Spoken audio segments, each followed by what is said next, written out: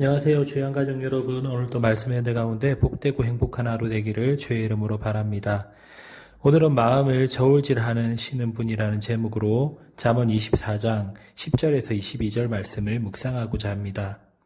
세상을 살아가다 보면 환난 가운데 처할 때가 있습니다. 그러한 상황에서 많은 사람들이 좌절하고 낭망합니다.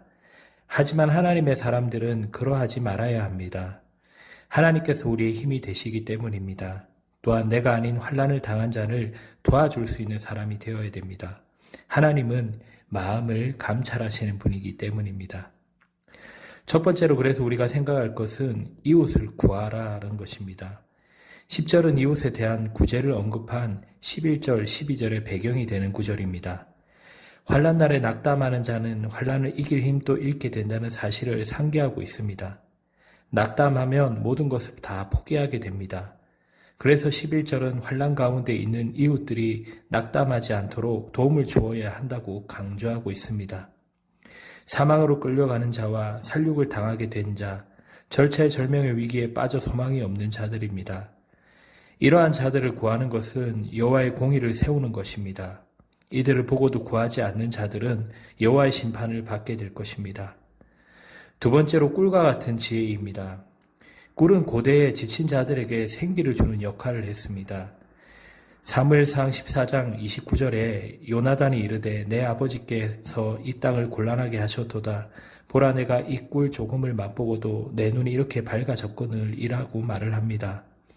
블레셋과의 전쟁 중 지친 요나단은 땅에 흐르는 꿀을 발견하고 먹고 이런 말을 했던 것입니다. 이처럼 꿀은 지친 자에게 힘이 되는 것입니다. 그런데 지혜를 이런 꿀에 비유하고 있습니다.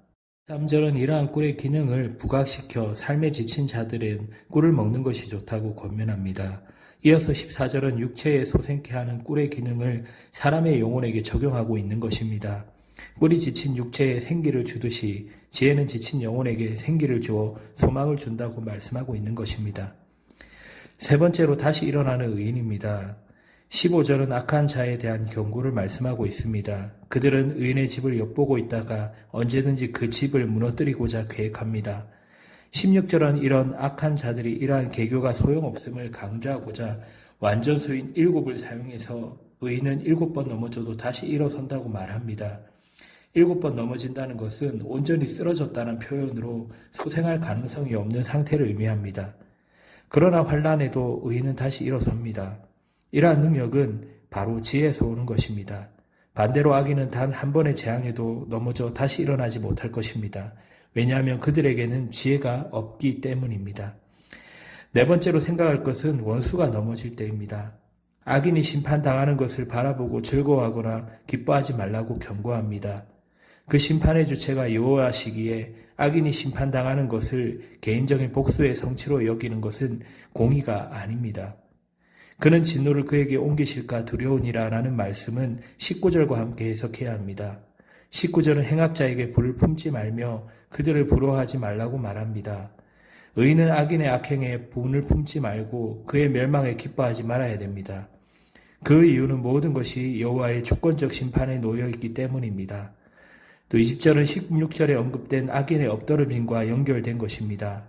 악인들은 미래도 없으며 생명도 없습니다. 마지막으로 왕이신 여호와를 경외해야 합니다. 21절은 공의의 근원이신 여호와와 그 공의를 실천하는 도구인 왕을 경외하고 공의에서 떠난 반역자와는 사귀지 말라고 명령합니다.